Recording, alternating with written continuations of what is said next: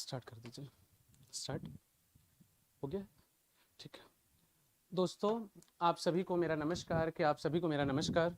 कि आप सभी को मेरा नमस्कार। Q3IS के प्लेटफॉर्म पर MCQ मास्टर क्लासेस में आप सभी का स्वागत है।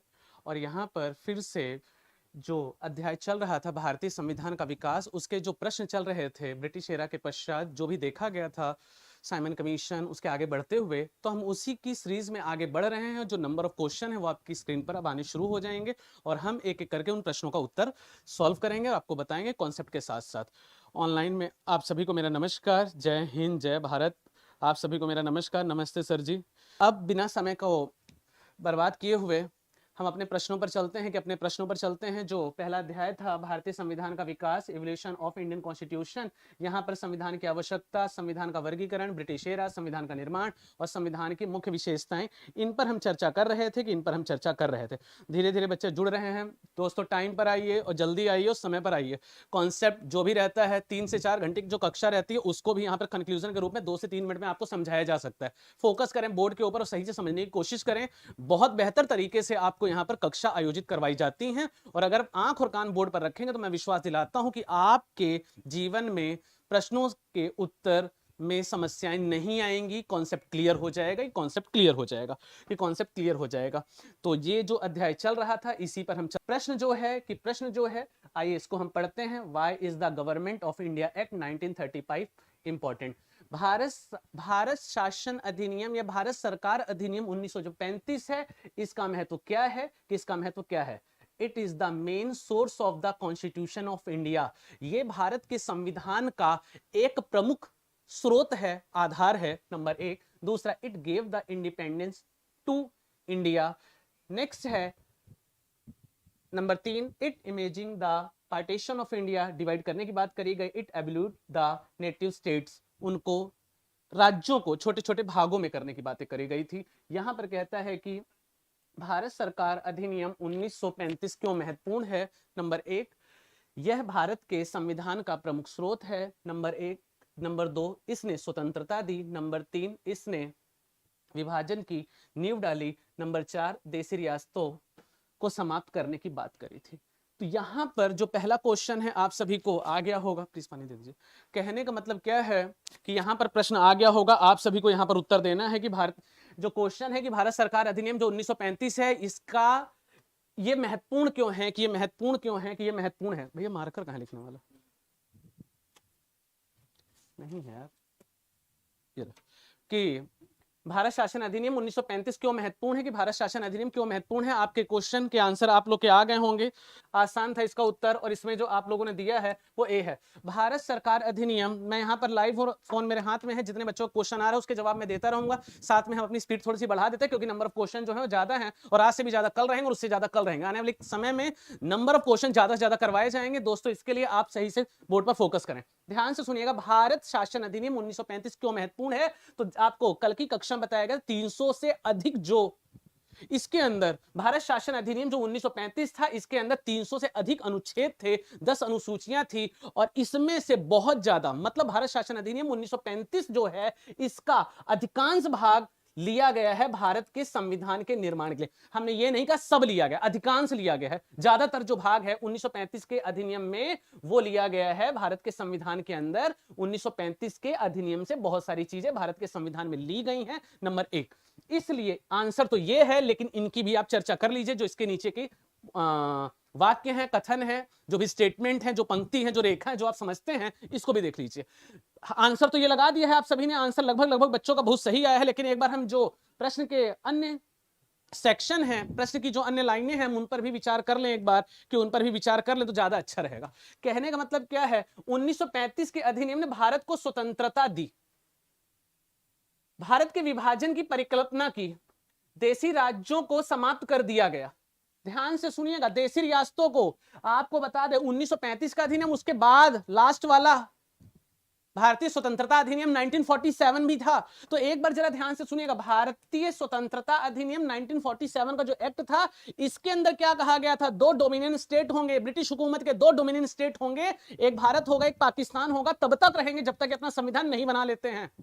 संप्रभु राज्य बताया था, घोषित नहीं किया था। याद रखिएगा, आने वाले प्रश्नों के अंदर हो सकता है उनकी कुछ ऐसी प्रकृति, उनके कुछ वाक्य कथन अथवा लाइनें आपके समक्ष आ जाएं। तो कहने का मतलब क्या था, जरा ध्यान से सुनिएगा, जरा ध्यान से सुनिएगा। जो 1947 का एक्ट था, इसके अंदर जो पहली बातें कही गई थी, उसमें कही क्या गई थी? उसमें यह कहा गया था कि ब्रिटिश हुकूमत के 2 डोमिनियन स्टेट होंगे, संप्रभु राज्य होंगे, ये कहा गया था, लेकिन घोषित नहीं किया गया था। घोषित कब किया जाएगा? जब संविधान बन जाएगा, कि जब संविधान बन जाएगा उसके बाद उसको घोषित किया जाएगा, नंबर 1। नंबर 2, 1947 के अंदर जो 1947 का अधिनियम था, इसमें जो दूसरी बात कही गई थी, उसमें और क्या कहा गया था? उसमें यही बात कही गई थी, ध्यान से सुनिएगा। दूसरी बात क्या कही गई थी कि जो भी देसी राजे रजवाड़े होंगे, प्रिंसेस होगी, जो एरिया होगा, जो क्षेत्र होगा, देसी रियासतों को 3 विकल्प दिए गए थे। भारत में शामिल हो सकते हो, पाकिस्तान में शामिल हो सकते हो, स्वतंत्र भी रह सकते हो। यह बात भी बच्चा 1947 में कही गई थी। तो जरा ध्यान से सुनिएगा, इसने देसी रियासतों को समाप्त कर दिया, इसने नहीं समाप्त किया है।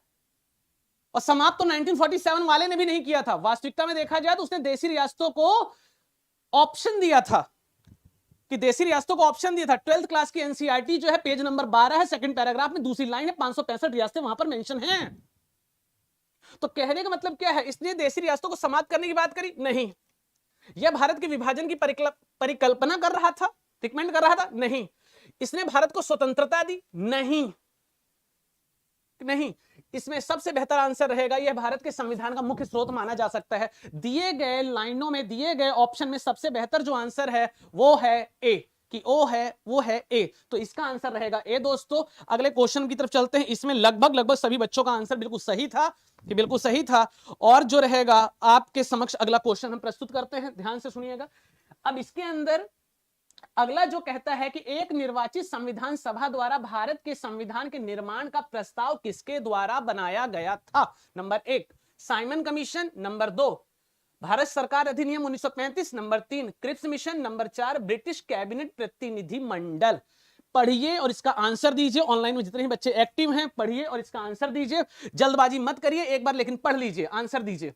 The proposal for framing of the constitution of India by an elected Constituent Assembly was made by Simon Commission. First of all, second option is Government of India Act 1935.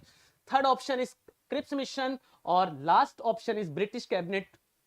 इनमें से किसने कॉन्स्टिट्यूएंट असेंबली, संविधान सभा के प्रस्ताव को कहा था? संविधान सभा के प्रस्ताव को कहा था कि भारतीयों के लिए संविधान बनाया जाएगा।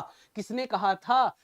एक निर्वाचित संविधान सभा द्वारा भारत के संविधान के निर्माण का प्रस्ताव किसके द्वारा बनाया गया था? कि किसके द्वारा बनाया गया था? आंसर आने शुरू हो गए हैं, कि आंसर आने शुरू हो गए हैं। बी, सी, बी, डी, ए बचा है तो ए भी लगा देता कोई ना कोई।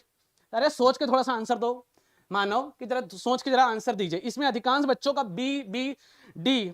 Shilpa Bagdi D, D. अरे ध्यान से दो आंसर इसका, क्या दे रहे हो? बी।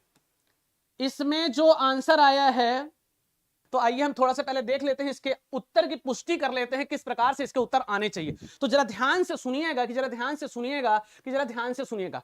इस प्रश्न के अनुसार, इस प्रश्न के उत्तर की पूर्ति के लिए जिस ऑप्शन की आवश्यकता पड़ेगी या जितने ज्ञान की आवश्यकता पड़ेगी उतना मैं आपको बता देता हूं। जैसे जैसे प्रश्न आते रहेंगे उनका उत्तर उन्हीं के साथ साथ स्पष्टीकरण किया जाएगा। तो कहने का मतलब क्या है, एक निर्वाचित संविधान सभा के द्वारा भारत के संविधान के निर्माण का प्रस्ताव किसके द्वारा दिया गया था? तो पहले आप थोड़ा सा सुन लीजिए, कि पहले थोड़ा सा सुन लीजिए, ध्यान से सुनिएगा। कहने का मतलब क्या है, संविधान सभा की बात जो थी सबसे पहले 1934 में स्वराजवादी पार्टी के द्वारा करी जाती है, एमएन रॉय, मानेंद्र नाथ रॉय के द्वारा करी जाती है। नंबर 1, ध्यान से सुनिएगा। इसके साथ साथ संविधान सभा की बातें जो थी, उसकी जो चर्चा थी 1940 में भी करी गई थी अगस्त प्रस्ताव के अंदर। लेकिन ध्यान से सुनिएगा, जो प्रॉपर तरीके से चीजें आई थी वो आई थी 1942 में आया था क्रिप्स मिशन। क्रिप्स मिशन आया था और क्रिप्स मिशन के अंदर, क्रिप्स प्रस्ताव के अंदर इस बात की पुष्टि करी गई थी कि हे इंडियन, तुम हमको सपोर्ट करो इस सेकेंड वर्ल्ड वॉर के अंदर, और जब हम जीत जाएंगे तो हम भारत के लिए भारतीयों के द्वारा संविधान के निर्माण की मंजूरी दे देंगे। मतलब 1942 में क्रिप्स मिशन का जो प्रस्ताव भारत लाया गया था, उसके अंदर इस बात की पुष्टि थी कि भारतीयों के लिए जो संविधान होगा वो भारतीयों के द्वारा बनाया जाएगा, लेकिन आफ्टर सेकेंड वर्ल्ड वॉर के बाद। ये बातें कही गई थी, लेकिन फिर वहीं पर प्रश्न हो गया था कि आफ्टर सेकेंड वर्ल्ड वॉर के बाद भाई क्यों, तुम जीते या हारे इसका पता क्या चलेगा, और पहले फर्स्ट वर्ल्ड वॉर जब तुम जीत चुके थे उसके बाद तुमने कितना रिकमेंड किया भारत को, कितनी सफलताएं दी, कितनी चीजों को आगे बढ़ाया। तो कहने मतलब क्या था, क्रिप्स मिशन जो आया था 1942 के अंदर, इसके अंदर इस बात की पुष्टि करी गई थी कि भारतीयों के द्वारा, मतलब भारत का संविधान जो बनाया जाएगा उसके लिए संविधान सभा का गठन किया जाएगा आफ्टर 19 मतलब सेकेंड वर्ल्ड वॉर के बाद। इसी को पोस्ट डेटेड चेक की भी संज्ञा दी जाती है। आने वाले कहीं ना कहीं प्रश्नों में आपको ये समझ में आएगा, कि आने वाले प्रश्नों में कहीं ना कहीं आपको समझ में आएगा। तो इस प्रश्न के उत्तर की यदि आप बात करते हो, सबसे बेहतर आंसर जो है 1942 क्रिप्स मिशन का इसका आंसर लगाया जाएगा दोस्तों। और इसमें संविधान सभा की मांग सबसे पहले 1934 में स्वराजवादी पार्टी ने करी थी। 1940 में अगस्त प्रस्ताव में इसकी बात मिलती है, लेकिन 1942 में ब्रिटिश हुकूमत के द्वारा जब क्रिप्स प्रस्ताव भारत भेजा गया था तो उसमें कहा गया था कि हे भारतीय तुम हमें सपोर्ट दो। क्रिप्स प्रस्ताव के अंदर इस बात की पुष्टि करी गई थी कि दूसरे महायुद्ध के समाप्ति के पश्चात भारत में संविधान सभा का गठन किया जाएगा जिसमें भारतीय होंगे। कांग्रेस ने ऑब्जेक्शन कर दिया, भारतीयों ने ऑब्जेक्शन कर दिया। लोगों ने क्या कहा, सेकेंड वर्ल्ड वॉर की बात क्यों, पहले क्रिप्स प्रस्ताव के विचार को कांग्रेस ने मना कर दिया, लेकिन क्रिप्स प्रस्ताव के अंदर साफ साफ ये बातें दी गई थी। तो कहने का मतलब क्या है, लाइन वाक्य कथन पढ़ करके उनमें से जो सबसे सर्वोत्तम उत्तर होगा उसकी पुष्टि करेंगे। नंबर 1, तो इसका आंसर रहेगा सी, इसका आंसर रहेगा सी। सर बीपीएससी के लिए बैच परफेक्ट होगा, तो ध्यान से सुने। इसके आगे चलते हैं दोस्तों, कि इसके आगे चलते हैं, अगले क्वेश्चन पर चलते हैं, कि अगले क्वेश्चन पर चलते हैं। ध्यान से सुनिएगा, प्रश्न आ गया है आपकी स्क्रीन के ऊपर, आप सभी पढ़ें और बताएं। Who gave the idea of a constituent assembly first for the formation of Constitution of India? Number 1, Swaraj party in 1934, Congress party 1936, Muslim league 1942, all party conference 1946। इसमें क्या कह रहा है कि कॉन्स्टिट्यूएंट असेंबली, संविधान सभा की बात सबसे पहले, फर्स्ट, सबसे पहले किसने करी थी? स्वराज पार्टी ने करी थी, कांग्रेस ने करी थी, मुस्लिम लीग ने करी थी, ऑल पार्टीज कॉन्फ्रेंस 1946 में करी गई थी। इसका जवाब देना है। जब तक आप इसका आंसर दीजिए, एक बार मैं इसको पढ़ लेता हूं। भारत के लिए संविधान के निर्माण के लिए सबसे पहले संविधान सभा के विचार को किसने दिया था? ऑप्शन स्टार्ट है, ठीक। आप सभी को मेरा नमस्कार। मेरे में कैसे चालू होगा, चालू कर दीजिए इसको।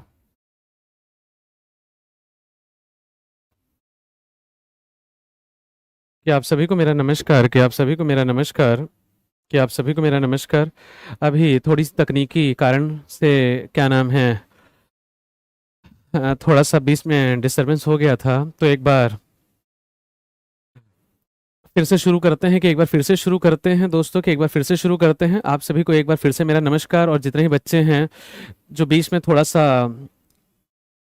समस्या हो गई थी 1 आध मिनट के लिए, अब वो फिर से शुरू कर दिया गया है, कि एक बार फिर से शुरू कर दिया गया है। तो आइए हम देख लेते हैं जो चल रहा था यहाँ पर, कि जो चल रहा था, और यहाँ पर जो क्वेश्चन थे, कि जो यहाँ पर क्वेश्चन था दोस्तों, इसके अंदर जो हम चल रहे थे, कि इसके अंदर जो चल रहे थे, तो यहाँ पर यदि हम बात करते हैं, कि यहाँ पर हम जो बात करते हैं दोस्तों, यहाँ पर आप देख सकते हैं कि जो क्वेश्चन था पहला करवाया जा चुका था, भारत शासन अधिनियम 1935 वाला, कि भारत शासन अधिनियम 1935 वाला ये आपको समझाया जा चुका था, कि आपको समझाया जा चुका था पहले।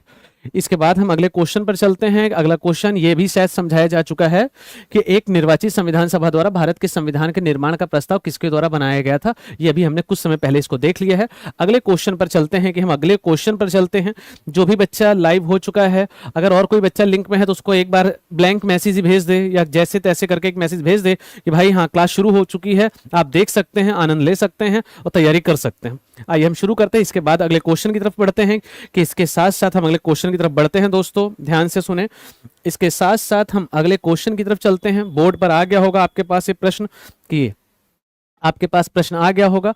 पढ़ते हैं, भारतीय संविधान सभा की स्थापना किसके तहत हुई थी? भारत सरकार अधिनियम 1935, क्रिप्स प्रस्ताव 1942, कैबिनेट मिशन 1946, भारतीय स्वतंत्रता अधिनियम 1947।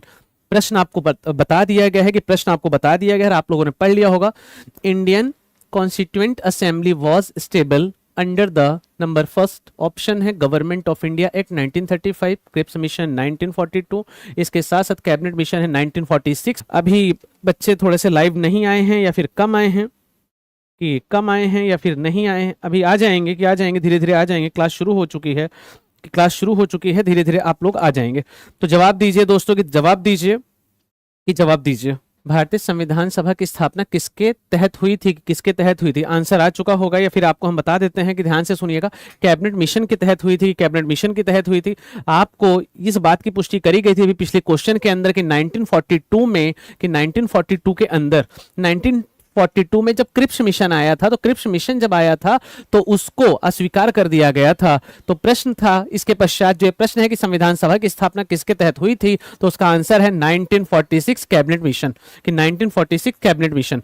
लाइव चल रहा है ना, ये लाइव चल रहा है ना, रेगुलर कंटिन्यू कर देना। तो कहने का मतलब क्या था दोस्तों, कि 1946 के तहत, कैबिनेट मिशन के तहत इसकी शुरुआत करी गई थी, कि इसकी शुरुआत करी गई थी। इसी के साथ साथ हम आगे बढ़ते हैं, किसी के साथ साथ हम आगे बढ़ते हैं, लेकिन ध्यान से सुनिएगा, इसमें कुछ चीजें और हैं जो आपको यहाँ पर समझा दी जाए, कि कुछ चीजें और हैं जो आपको समझा दिया जाए। तो कहने का मतलब क्या है, ध्यान से सुनेंगे, कि ध्यान से सुनेंगे। ये क्वेश्चन पूरा हो गया है, कि ये क्वेश्चन पूरा हो गया है। अब हम इसके अगले प्रश्न पर चलते हैं, कि अगले प्रश्न पर चलते हैं। दोस्तों ध्यान से देखें, कि ध्यान से देखें, नीचे लिखे गए में से किसे 1946 में वायसराय की कार्यकारी परिषद के उपाध्यक्ष के रूप में किया गया था? Number 1 Vallabh bhai Patel, number 2 Jawaharlal Nehru, number 3 सी राजगोपालाचारी और नंबर 4 लियाकत अली खान। तो इसके अंदर आपको बताना है, आप जवाब दे सकते हैं। अगला मतलब यही जो क्वेश्चन है, इसको हम और व्याख्या करते हैं इसकी, और इसको पढ़ने की कोशिश करते हैं। जो बच्चा है जुड़ सकता है। Who among the following was designed as the vice president of the viceroy executive council of 1946? Vallabh bhai Patel, Nehru, सी गोपालचारी और लियाकत अली खान। इनमें से आपको बताना है। ये ऐसे क्वेश्चन हैं जो बहुत ही आसान क्वेश्चन होते हैं, जिसको आपको सही से करने की आवश्यकता और बेहतर तरीके से इसको समझने की आवश्यकता है।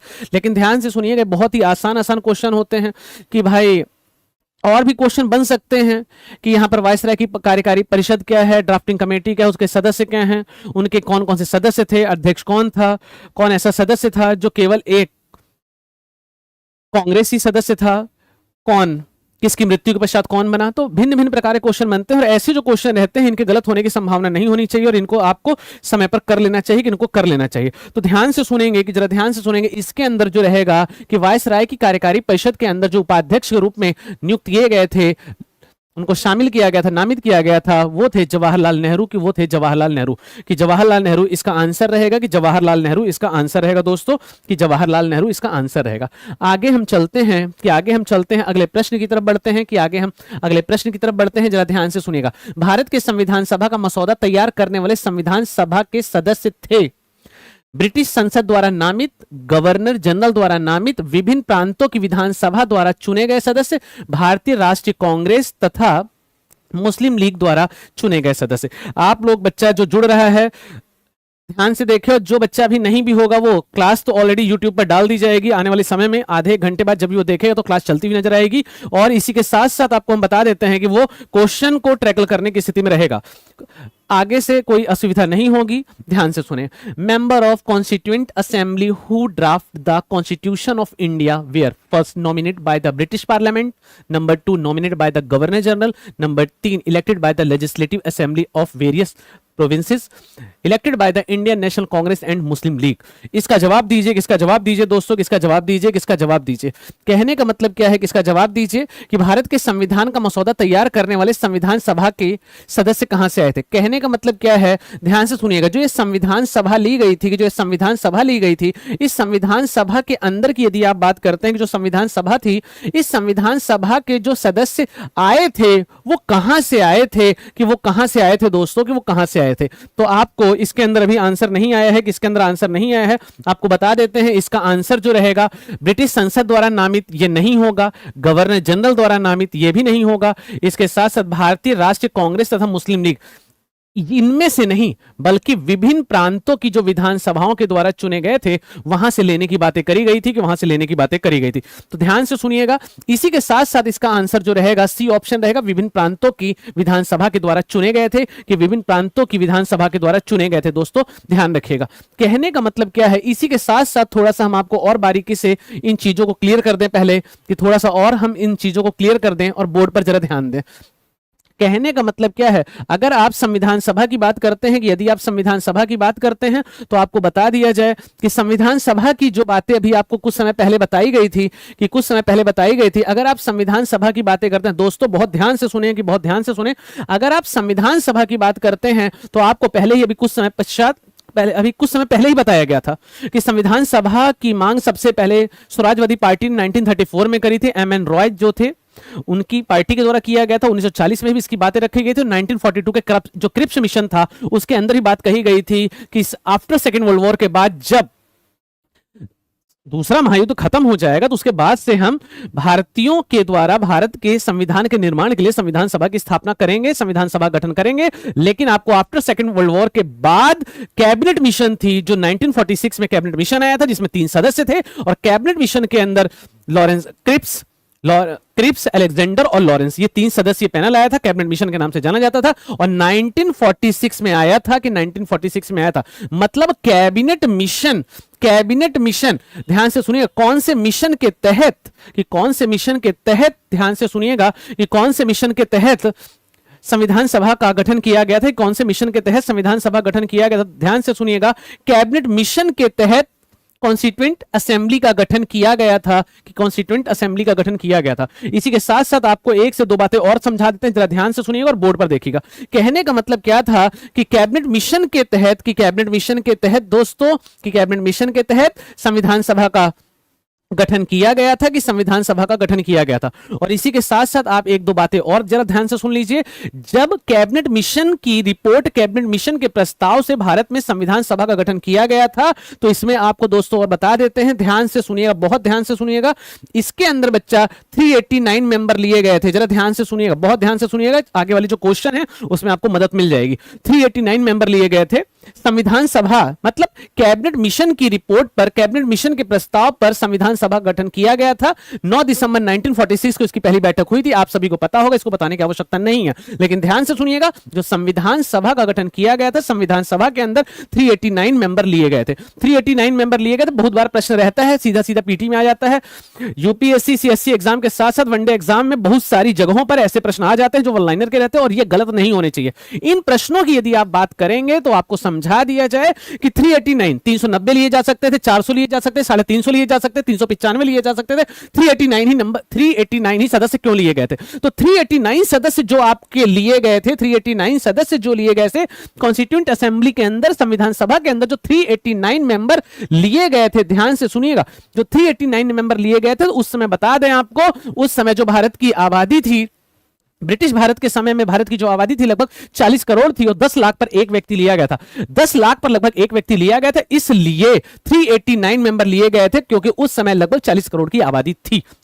नंबर 1 पॉइंट क्लियर हो जाना चाहिए, कि नंबर 1 पॉइंट क्लियर हो जाना चाहिए। इसी के साथ साथ दूसरी चीज आपको यह भी बता दें दोस्तों, कि ध्यान से सुनेगा, जो 389 मेंबर लिए गए थे, 389 जो मेंबर लिए गए थे, तो यहां पर ध्यान से सुनिएगा, यहां पर निर्वाचित सदस्य भी थे, एक तरीके से हम कह सकते हैं, और नॉमिनेट मेंबर भी थे, मनोनीत सदस्य भी थे, कि मनोनीत सदस्य भी थे। कहने का मतलब क्या था, 389 जो मेंबर लिए गए थे उनकी अगर आप बात करते हैं, तो जो निर्वाचित सदस्य थे उनमें आपको बता दें 292 + 4 शाही कमिश्नरी जो प्रांत होते थे, उस समय 4 होते थे। ध्यान से सुनिएगा, 4 थे। एक कुर्ग था, दूसरा दिल्ली था, कुर्ग था, दिल्ली था, इसके साथ साथ बलूचिस्तान था, और बलूचिस्तान के साथ साथ राजस्थान का एक जो क्षेत्र आ जाता है, कुर्ग कर्नाटक में है, दिल्ली आज का जो दिल्ली है, बलूचिस्तान ये पाकिस्तान में जा चुका है। और इसी के साथ साथ एक क्षेत्र और था, कि एक क्षेत्र और था, अभी मैं बता देता हूं कि जो एक क्षेत्र और था उसका नाम था दोस्तों, बता सकते हैं अगर तो बताइए, मैं बताता हूं। तो कहने मतलब 389 जो मेंबर थे, 389 मेंबर में से 296 जो थे वो ब्रिटिश भारत से थे, कि ब्रिटिश भारत से थे, और जो 93 मेंबर थे, ये 93 जो मेंबर थे, ये 93 मेंबर जो थे देसी रियासतों से लिए गए थे, कि देसी रियासतों से लिए गए थे। 93 + 296 296 प्लस 93 टोटल आप करेंगे तो 389 आ जाएगा। 389 लिए जो 389 लिए गए थे उनका कारण क्या था कि उस समय लगभग 40 करोड़ की आबादी थी, और 40 करोड़ की जो आबादी थी उनमें से 10 लाख पर एक व्यक्ति लिया गया था, और ये 389 जो डाटा आ जाता है। जो 389 लिए गए थे एक तरीके से जो ब्रिटिश भारत था, जहां पर सीधा सीधा कंपनी का, सीधा सीधा कह दे अंग्रेजों का शासन था, वहां से 296 लिया गया था, और इसके साथ साथ 93 जो थे देसी राजे रजवाड़े से लिए गए थे। इस समय से मतलब क्या था कि अलग अलग जो ये भारत था इसके अलग अलग क्षेत्रों से, अलग अलग प्रांतों से 389 मेंबर ले लिए गए थे, कि 389 मेंबर ले लिए गए थे। ये आपको बातें बताई होंगी, ये बातें आपको समझ में आनी चाहिए। इसी के साथ साथ थोड़ा सा एक बात पहले फिर से सुन लीजिए। कहने का मतलब क्या है, एक चीज और जरा ध्यान से सुन लीजिएगा, कि एक चीज जरा थोड़ा सा और ध्यान से सुनिएगा।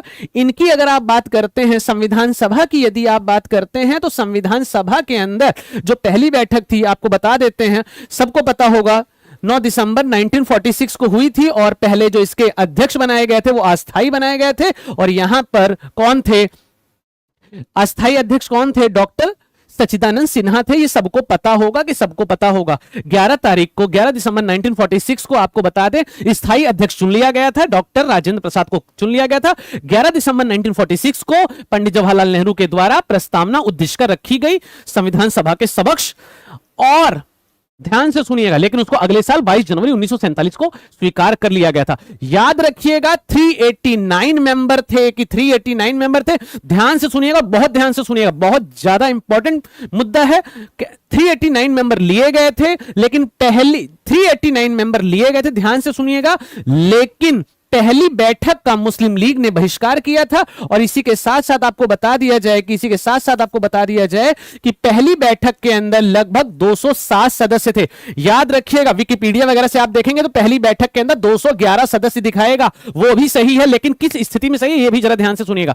पहली बैठक के अंदर 207 व्यक्ति थे, ये भी सही है। 211 आए थे, ये भी सही है, लेकिन दोनों में से एक का चयन करना पड़ेगा। दोनों में से जो सबसे बेहतर है आंसर है वो 207 है। 207 क्यों है जरा ध्यान से सुनिएगा, कि 207 जो है उसको जरा ध्यान से सुनिएगा। कहने का मतलब क्या है, जरा ध्यान से सुनेंगे दोस्तों। कहने का मतलब क्या है, मास्टर 207 211 क्या बातें कर रहे हो, समझ नहीं आ रहा, समझ आ जाएगा, एक बार ध्यान से सुनिएगा। आंसर दोनों लगाए जा सकते हैं। अगर 207 नहीं होगा तो 211 लगाया जा सकता है, लेकिन अगर दोनों होंगे तो सबसे पहले 207 लगाया जाएगा। जो मेंबर बताए गए थे 389 रखे गए थे। पहली बैठक का मुस्लिम लीग ने बहिष्कार किया था, जब बहिष्कार किया था, और इसी के साथ साथ इसमें 211 मेंबर आए थे, लेकिन 4 चले गए थे, तो 207 बचे थे। इस हिसाब से 207 और 211 दोनों हो सकता है। पहली प्राथमिकता 207 को दी जाएगी, कि पहली प्राथमिकता 207 को दी जाएगी, और अगर 207 आंसर में नहीं निकलता है तो 211 इसको सही मान लिया जाएगा। ध्यान रखेंगे। अब जरा ध्यान से सुनिएगा, 389 मेंबर थे, पहली बैठक में 207 व्यक्ति आए थे। इसमें जरा देखना आंसर, ये बच्चों वाले जो आंसर हैं वो आ नहीं रहे हैं इसमें। तो कहने का मतलब क्या था कि 207 व्यक्ति थे। और इसी के साथ साथ आपको फिर से बता देते हैं, जरा ध्यान से सुनिएगा, जब संविधान सभा की टोटल 12 बैठकें हुई थी, 24 जनवरी 1950 को लास्ट बैठक हुई थी, और इसी के साथ साथ इसमें 15 महिलाएं थी। और इसी के साथ साथ दोस्तों जरा ध्यान से सुनिएगा, अब बच्चे लाइव आने शुरू हो गए हैं दोस्तों, बोर्ड पर जरा ध्यान से देखें। तो 389 मेंबर थे, 207 थे, आए थे 211, मुस्लिम लीग नहीं आई थी, 4 सदस्य और बाद में चले गए थे। तो 207 पहली प्राथमिकता 207 रहेगी, दूसरी 211 हो सकती है। अगर ऑप्शन के अंदर कूट के अंदर 207 नहीं आता है तब 211 लगाया जा सकता है, यह भी ध्यान रखिएगा। बहुत सारी किताबों में केवल 207 लिखा है या कहीं कहीं 211 लिखा है, आंसर दोनों हो सकते हैं, लेकिन प्राथमिकता अगर देनी रहेगी तो 207 को आप देंगे। नंबर 1। दूसरी चीज क्या है, जरा ध्यान से सुनिएगा, देश का विभाजन हो जाएगा, और जब देश का विभाजन हो जाएगा तो 389 में से बचेंगे 299। ध्यान से सुनिएगा, पाकिस्तान का विभाजन हो जाएगा तो कुछ सीटें वहां पे चली जाएंगी, वो खत्म हो जाएगा। 389 सदस्य में से 299 सीटें बचेंगी। लास्ट की अगर आप बात करेंगे, कि लास्ट की यदि आप बात करेंगे तो 284 सदस्यों के द्वारा, ध्यान से सुनिएगा दोस्तों, 284 सदस्यों के द्वारा भारत के संविधान पर हस्ताक्षर किए गए थे, कि भारत के संविधान पर हस्ताक्षर किए गए थे। अब हम आगे बढ़ते हैं, धीरे धीरे बच्चा जुड़ रहा होगा, और हम इन प्रश्नों की बात करते हैं। जहां आवश्यकता पड़ेगी उस स्टेटमेंट की व्याख्या कर दी जाएगी। आप केवल बोर्ड पर ध्यान से क्वेश्चन देखें और क्वेश्चन को समझें और उसका उत्तर दें, और नहीं तो मैं तो सारे उत्तर देता चला जाऊंगा और कॉन्सेप्ट को और क्लियर करता हुआ चला जाऊंगा। आप कक्षा को कंटिन्यू बनाए रखें। अब हम जरा इस प्रश्न की बात कर लेते हैं, जो प्रश्न सामने आ गया है, कि जो प्रश्न सामने आ गया है। ध्यान से सुनिएगा क्वेश्चन, जरा ध्यान से सुनिएगा दोस्तों, कि क्वेश्चन का जवाब जरा ध्यान से सुनिएगा। 284 बिल्कुल सही बात है, 284 लोगों ने हस्ताक्षर किए थे। हम आपको एक बात और बता देते हैं, पहला व्यक्ति जो भारत के संविधान पर हस्ताक्षर करने वाला था उसका नाम पंडित जवाहरलाल नेहरू थे, और अंतिम व्यक्ति जो थे डॉक्टर राजेंद्र प्रसाद थे। ऐसा भी डाटा आपको पता होना चाहिए। आने वाली कक्षा के अंदर जो भी चीजें हैं इनको और आगे से बेहतर समझाने की कोशिश करी जा रही है। फिलहाल हम अपने प्रश्नों पर आ जाते हैं। जैसे ही कक्षा संचालित की जा रही थी दोस्तों, बोर्ड पर प्रश्न आ चुका है, इनका जवाब दें। कहने मतलब क्या, भारत सरकार अधिनियम 1947 से संबंधित निम्नलिखित कथनों पर विचार करें। मतलब भारत शासन अधिनियम 1947 से संबंधित जो चीजें हैं उसके बारे में आप विचार करें, कि उसके बारे में विचार करें।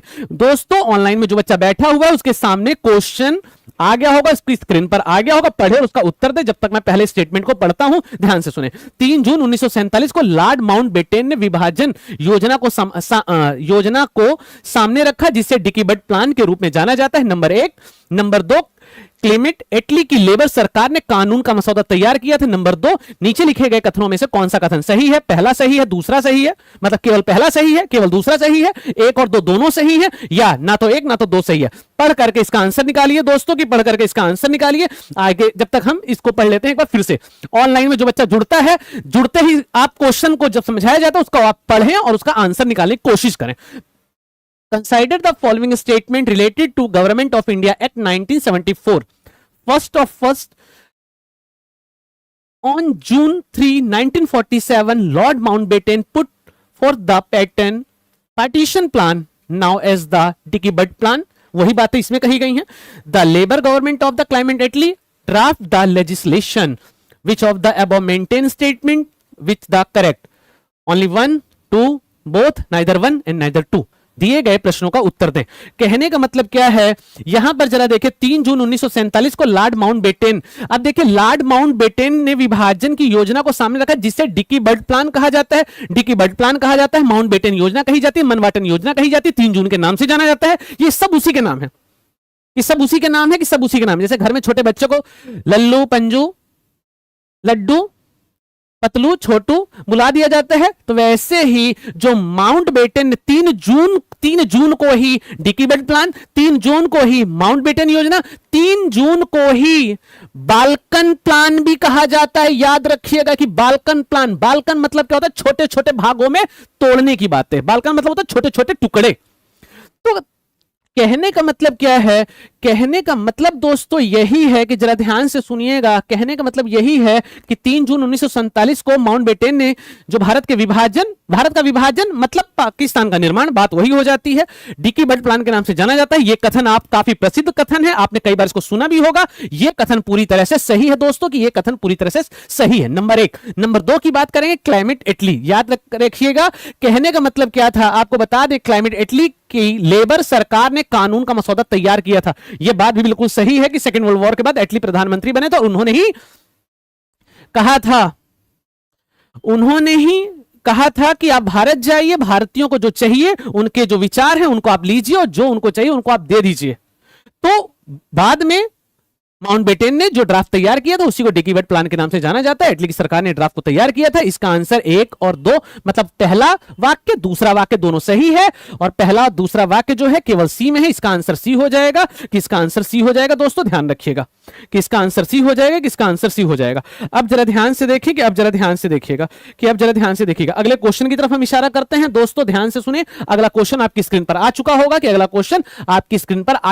ध्यान से पढ़ें और फिर उसका उत्तर दें। एक बार पहले मैं पढ़ देता हूं, 2-4 लाइनें आपके दिमाग में चली जाएंगी, सोचने समझने की क्षमता तुरंत डेवलप हो जाएगी, और उसके पश्चात आप कूट का चयन करें, स्टेटमेंट का चयन करें, और जो इसका उचित उत्तर आपको लगता है आप उसको वो जो जवाब है आप उसको दे सकते हैं, कि आप जो जवाब है उसको दे सकते हैं, कि आप जो जवाब है उसको दे सकते हैं।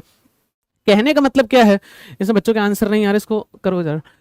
भारत सरकार अधिनियम 1947 से संबंधित निम्नलिखित कथनों में से कौन सा कथन सही है? नंबर 1, इसने 18 जुलाई 1947 से भारत को एक स्वतंत्र और संप्रभु राज्य घोषित किया, नंबर 1। नंबर 2, इसने भारतीय रियासतों को या तो भारत में भारतीय डोमेन में शामिल होने की बात करी, या पाकिस्तान में शामिल होने की बात करी, या स्वतंत्र रहने की बातें करी थी, कि स्वतंत्र रहने की जो बातें करी थी दोस्तों उसकी बातें कही गई थी, केवल इसमें कौन सा सही है, पहला सही है, दूसरा सही है, दोनों सही हैं या दोनों गलत हैं, कि दोनों गलत है, वो आपको बताना है। अब आप इसको जरा एक बार सॉल्व करिए। यहां पर हम देखते हैं अगला question, which of the following statement related to government of India act 1947 is या आर करेक्ट। दिए गए कथनों पर विचार करें, 1947 के अधिनियम के तहत कौन सा कथन सत्य है। नंबर 1 पहला, कि पहला जरा ध्यान से सुनिएगा कि पहला, it declare India as an independent and sovereign state from 18 July 1947, संप्रभु राज्य घोषित किया गया।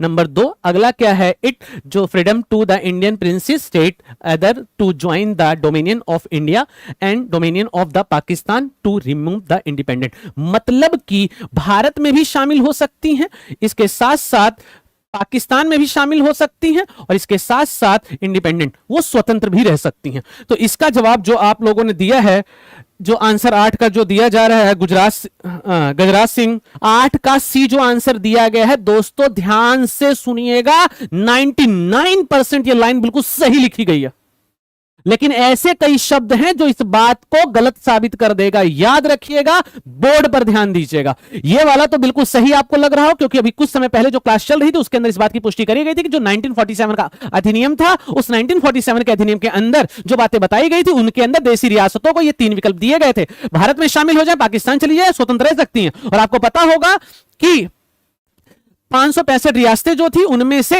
कई किताबों 552 लिखा होगा, वो ध्यान रखिएगा। करंट अपडेट एनसीईआरटी की नई पुस्तक 12वीं कक्षा के अंदर 12th कक्षा की जो बुक है, दूसरा चैप्टर है, दूसरे पैराग्राफ में दूसरी तीसरी लाइन में 565 रियासतें मेंशन हैं, ध्यान से सुनिएगा। तो कहने का मतलब क्या था, वहां पर 3 ऑप्शन दिए गए थे, कुछ को स्वतंत्र, मतलब स्वतंत्र रहना है स्वतंत्र रहो, भारत जाना है भारत जाओ, पाकिस्तान जाना है तो पाकिस्तान जाओ। ऐसी कुछ बातें 1947 के अधिनियम में कही गई थी, या आपको समझाया गया था, या फिर आपको याद होगा, या आपने पहले पढ़ा होगा। तो इसके हिसाब से दूसरा कथन तो पूरी तरह से सही है। नंबर 1, पहला कथन क्या कहता है, इसने 18 जुलाई 1947 से भारत को एक स्वतंत्र, कि भारत को एक स्वतंत्र सॉवरेन स्टेट, संप्रभु राज्य घोषित किया। ध्यान से सुनिएगा, उसमें क्या कहा गया था, उसमें यही कहा गया था, जब ब्रिटिश पार्लियामेंट ने इसको पास किया था तो यही कहा था कि 18 जुलाई 1947 से पास किया गया है, 2 डोमिनियन स्टेट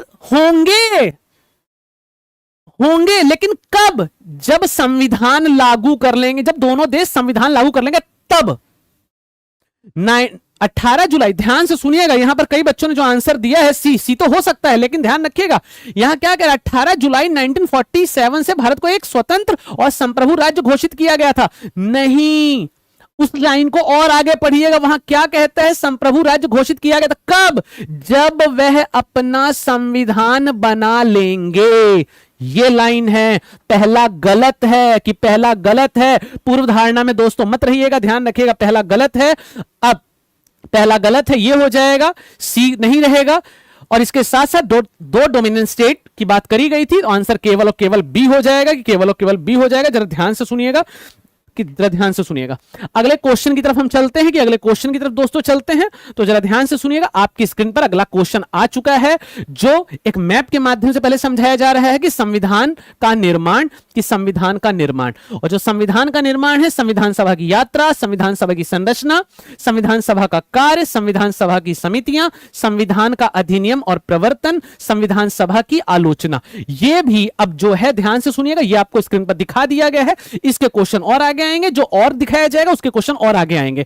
अगर समय का अभाव रहता है तो उसके कारण कक्षा को आज समाप्त कर दिया जाएगा थोड़े निश्चित समय के बाद, और फिर इसके आगे ले चला जाएगा। ध्यान से सुनिएगा। तो कहने का मतलब क्या है, इसी के साथ साथ संविधान का निर्माण, अभी हम संविधान सभा पढ़ रहे थे, अब संविधान का निर्माण पर हम आ गए हैं। जरा ध्यान से सुनिएगा, अब यहां पर संविधान सभा की चीजें आ गई हैं, कि संविधान सभा की चीजें आ गई हैं। जरा ध्यान से सुने इसको।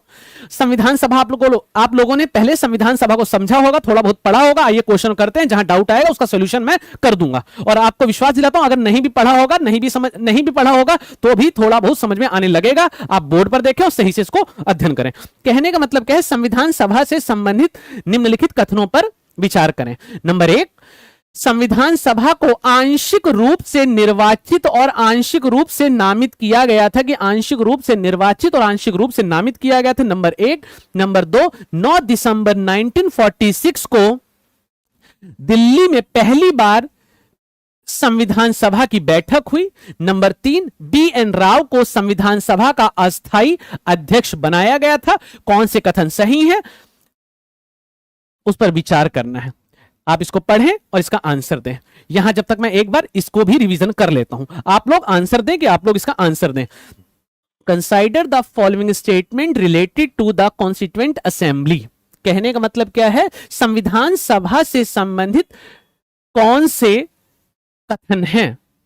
Number 1, constituent assembly was to be a partly elected and partly nominated member body. जो संविधान सभा थी कुछ नामित तो कुछ निर्वाचित थे, नंबर 1। दूसरा, the assembly meet for the first time in New Delhi on 9th of December 1946. Number 3, B N Rao was made the pro tem chairman of the constituent assembly. B N Rao जो थे वो क्या थे कि अस्थाई जो अध्यक्ष बनाए गए थे कॉन्स्टिट्यूएंट असेंबली संविधान सभा के। तो इसको पढ़ करके इसका आंसर दीजिए, इसका आंसर दीजिए नोनू शिल्पा बागड़ी। अच्छा ठीक है, कई बार ऐसे भी सुनने में आता है कि लाइव चलता रहता है, थोड़ा सा तकनीकी कारण के साथ कुछ समय के लिए कक्षा रोक दी गई थी। कई लोगों को लग रहा था कि वो लाइब्रेरी में उनका वाईफाई चला गया है। दोस्तों आपको बता दें, वाईफाई आपका नहीं गया था, वाईफाई हमारा चला गया था कुछ समय के लिए। ठीक है, वाईफाई का मतलब क्या था, लाइट चली गई थी। दोस्तों ऐसी कोई नहीं है, पूरी क्वालिटी के साथ आपको पूरी कक्षाएं करवाई जाएंगी और आगे से कक्षाएं ऐसा नहीं होगा, ध्यान रखिएगा। उसके लिए मैं माफी मांगता हूं Q3 IAS के प्लेटफॉर्म से। आप फिलहाल क्वेश्चन पर आ जाइए कि क्वेश्चन पर आ जाइए।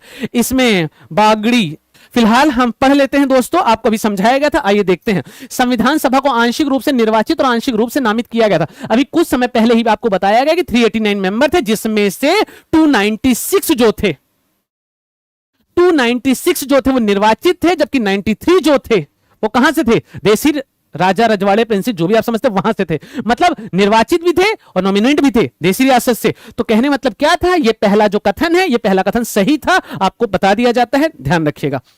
दूसरा कथन, 9 दिसंबर 1946 को पहली बैठक संविधान सभा की हुई थी। अभी कुछ समय पहले आपको बताया गया था, नहीं तो आपको पता होगा, मुझे पता है आप लोग अच्छे बच्चे हैं, कभी कभी पढ़ लेते हैं, बिल्कुल सही बातें हैं। लेकिन आपको अभी कुछ समय पहले इस बात की पुष्टि करी गई थी कि 9 दिसंबर 1946 को पहली बैठक हुई थी, लेकिन अध्यक्ष राजेंद्र प्रसाद दूसरी बैठक में निर्विवाद रूप से निर्वाचित हुए थे।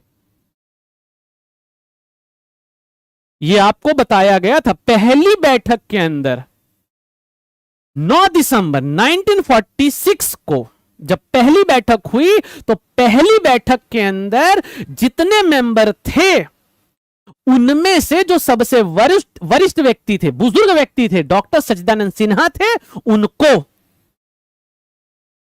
अध्यक्ष बनाया गया था। तो यहां पर ये दूसरा जो लाइन है, 9 दिसंबर 1946 को नई दिल्ली में पहली बैठक हुई थी, ये भी सही है, पहला दूसरा सही है। आगे चलते हैं।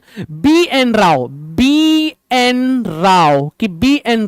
बेनिगल नरसिम्ह राव, बी एन राव जो थे संविधान सभा के अस्थायी अध्यक्ष थे।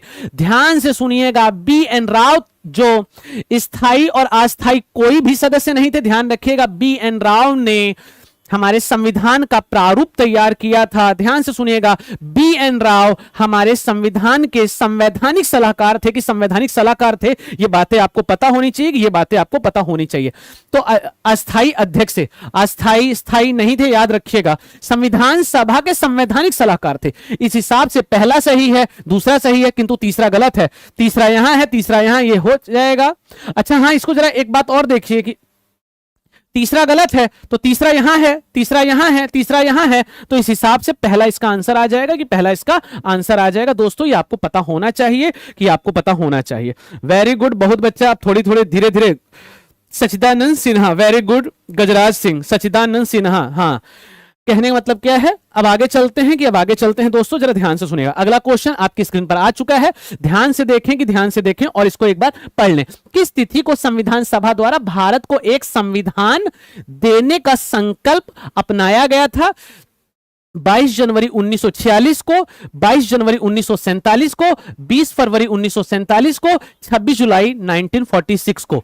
दिए गए प्रश्न का उत्तर दें कि इसमें जो ऑप्शन है उनमें से कौन सा उत्तर हो सकता है। दोस्तों मैं यहां पर क्या नाम है, ध्यान से सुनिएगा, ये डाटाबेस क्वेश्चन रहते हैं, ये गलत नहीं होना चाहिए। 22 जनवरी 1947 कि 22 जनवरी 1947, ये याद रखिएगा कि 22 जनवरी 1947, और ये तिथि और भी ध्यान रखिएगा, 22 जनवरी 1947 को संविधान सभा ने, दोस्तों संविधान सभा ने प्रस्तावना को भी मंजूरी दी थी, याद रखिएगा, उद्देश्य का प्रस्ताव, ध्यान से सुनिएगा। 13 दिसंबर 1946 को आई थी, लेकिन अगले वर्ष यही तारीख थी, वो याद रखिएगा कि यही तारीख थी, याद रखिएगा, बी आंसर। लेकिन थोड़ा जवाब थोड़ा जल्दी दीजिए मित्रों, कि थोड़ा जवाब थोड़ा जल्दी दीजिए। आगे चलते हैं, अगले क्वेश्चन की तरफ हम चलते हैं, कि अगले क्वेश्चन की तरफ चलते हैं। आइए अगले क्वेश्चन की तरफ हम आ जाते हैं। संविधान की मसौदा समिति के समक्ष प्रस्तावना का प्रस्ताव, अब देखिए बिल्कुल सही बात है, अभी कुछ समय पहले मैं कह ही रहा था कि ध्यान से सुनिएगा। कहने का मतलब क्या है, सीधा सा प्रश्न है कि प्रस्तावना का जो प्रस्ताव था, इसको किसने कॉन्स्टिट्यूएंट असेंबली के समक्ष रखा था, अभी आपको बताया गया था। तेजी से आंसर दीजिए, बहुत ही आसान इसका आंसर है, और जल्दी से इसके उत्तर की पुष्टि करिए, कि जल्दी से इसके उत्तर की पुष्टि करिए। Jawaharlal Nehru, B R Ambedkar, B N Rao, Mahatma Gandhi, कि महात्मा गांधी। कहने का मतलब क्या है, जरा ध्यान से सुनिएगा, इसका आंसर रहेगा जवाहरलाल नेहरू, कि 13 तारीख को दिया गया था, लेकिन इसको एक्सेप्ट किया गया था अगले साल 22 जनवरी 1947 को, कि 22 जनवरी 1947 को। दोस्तों याद रखिएगा, थोड़ा सा समय का अभाव है, जिसके कारण इस कक्षा को अभी यहीं पर रोका जा रहा है, लेकिन आपको बता दें कल लगभग 10 क्वेश्चन और फालतू करवा दिए जाएंगे। टाइम पर आइएगा। आप सभी को मेरा नमस्कार।